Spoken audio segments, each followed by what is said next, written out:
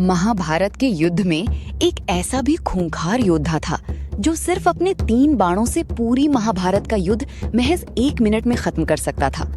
ये रोंगटे खड़े कर देने वाली कहानी है भीम के पोते और घटोत्कच के महापराक्रमी पुत्र वीर बर्बरीक की।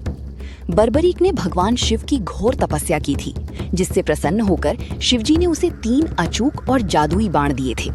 इन 3 तीरों की शक्ति इतनी भयानक थी कि पहला तीर उन सभी को चिन्हित करता जिन्हें सुरक्षित रखना है, दूसरा तीर उन सबको चिन्हित करता जिन्हें मौत के घाट उतारना है, और तीसरा तीर पलक झपकते ही उन सभी दुश्मनों का नामो निशान मिटाकर वापस बर्बरीक के तरकश में लौट आता।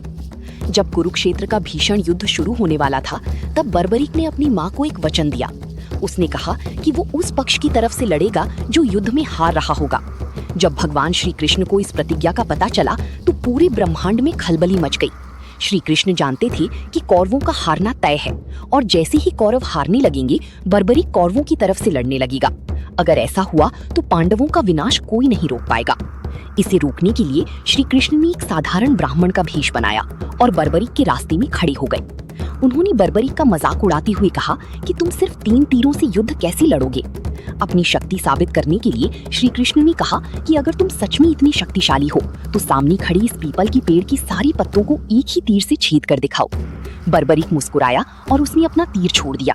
पल भर में उस जादुई तीर ने पेड़ की एक पत्ती को छेद दिया, लेकिन अचानक वो तीर लौटकर श्री कृष्ण के पैर के पास हवा में चक्कर लगाने लगा। दरअसल श्री कृष्ण ने चुपके से एक पत्ता अपने पैर के नीचे दबा लिया था। श्री कृष्ण को समझ आ गया कि इस योद्धा के बाण से ब्रह्मांड का कोई भी इंसान या देवता नहीं बच सकता। तब ब्राह्मण रूपी श्री कृष्ण ने बर्बरीक से दान मांगा। बर्बरीक ने कहा कि मांगिए ब्राह्मण देवता, आपको क्या चाहिए। श्री कृष्ण ने तुरंत बर्बरीक का कटा हुआ शीश मांग लिया। ये सुनकर बर्बरीक हैरान रह गया, लेकिन एक सच्चे क्षत्रिय की तरह उसने बिना एक पल सोचे अपना शीश धड़ से अलग किया और श्री कृष्ण के हाथों में सौंप दिया।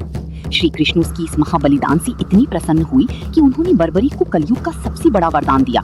उन्होंने कहा कि कलयुग में जब पाप और अन्याय बढ़ेगा, तब तुम मेरी ही नाम श्याम से पूजी जाओगी।